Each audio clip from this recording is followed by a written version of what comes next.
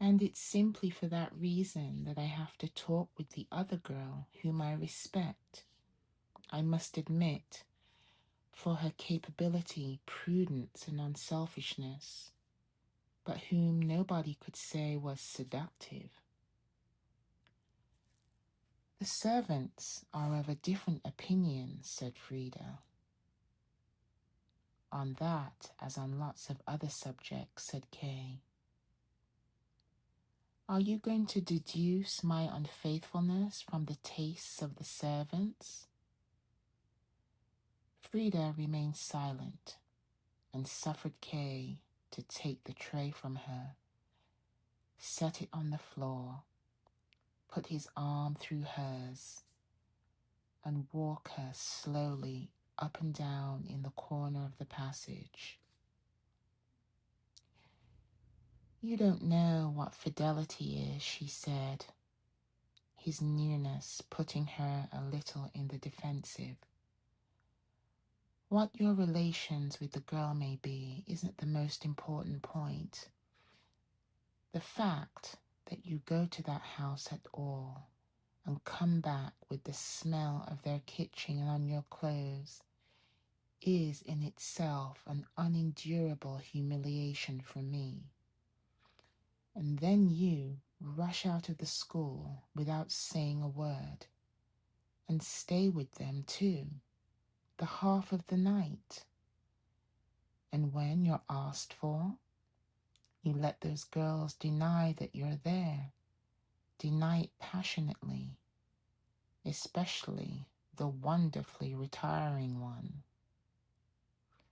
and creep out of the house by a secret way, perhaps actually to save the good name of the girls, the good name of those girls. No, don't let us talk about it any more. Yes, don't let us talk of this, said Kay, but of something else, Frieda.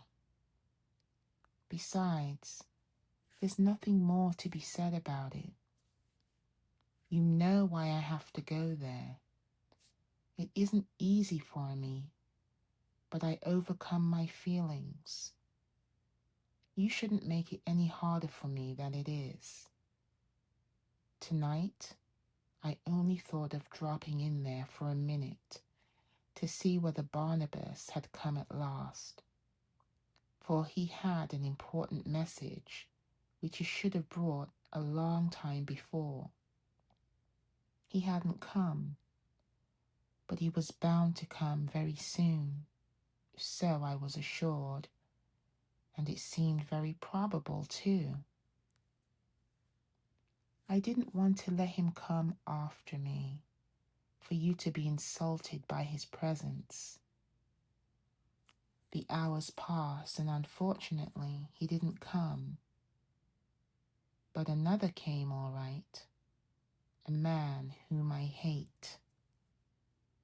I had no intention of letting myself be spied on by him, so I left through the neighbor's garden.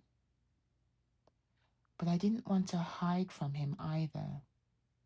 I went up to him frankly when I reached the street. With a very good and supple hazel switch, I admit.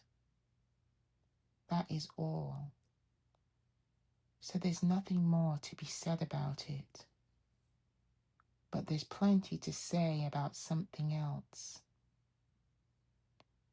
What about the assistants? The very mention of whose name is as repulsive to me as that family is to you. Compare your relations with them with my relations with that family. I understand your antipathy to Barnabas's family and can share it. It's only for the sake of my affairs that I go to see them. Sometimes it almost seems to me that I'm abusing and exploiting them. But you and the assistants, you've never denied that they persecute you, and you've admitted that you're attracted by them.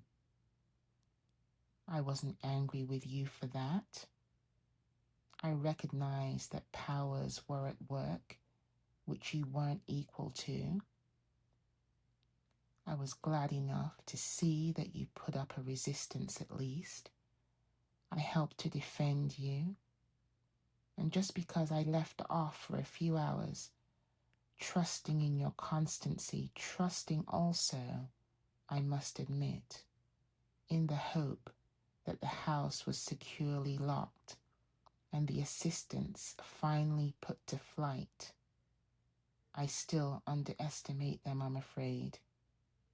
Just because I left off for a few hours and this Jeremiah, who is, when you look at him closely, a rather unhealthy elderly creature, had the impudence to go up to the window.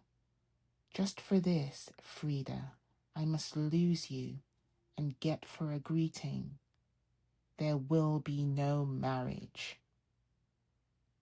Shouldn't I be the one to cast reproaches? But I don't. I have never done so. And once more, it seemed advisable to Kay to distract Frieda's mind a little, and he begged her to bring him something to eat, for he had had nothing since midday. Obviously relieved by the request, Frieda nodded and ran to fetch something. Not farther along the passage, however, where Kay conjectured the kitchen was, but down a few steps to the left. In a little, she brought a plate with slices of meat and a bottle of wine. But they were clearly only the remains of a meal.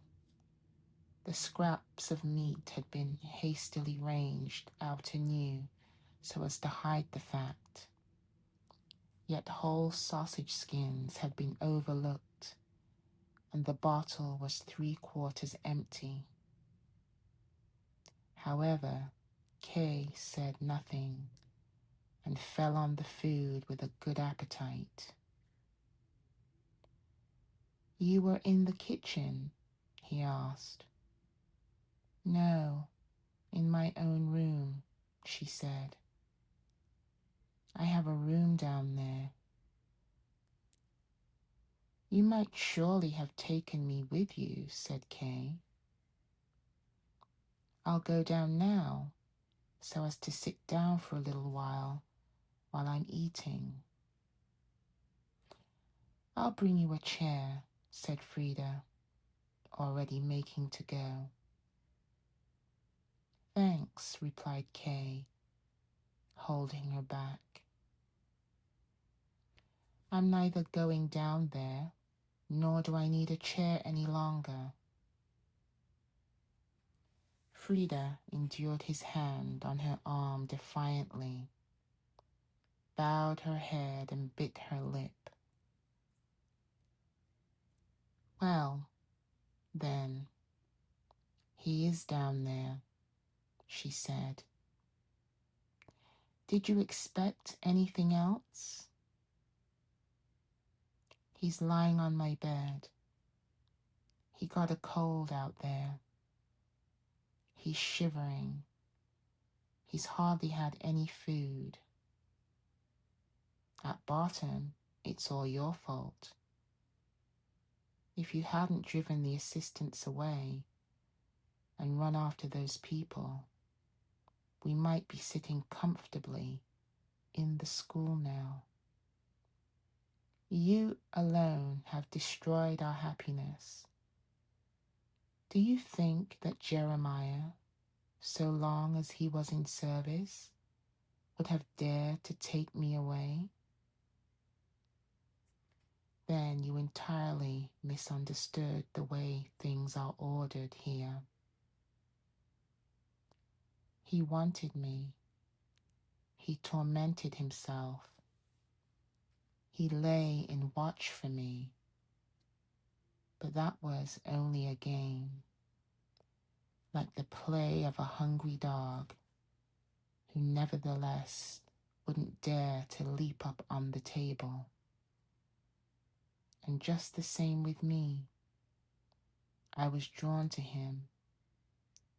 He was a playmate of mine in my childhood. We played together on the slope of the castle hill.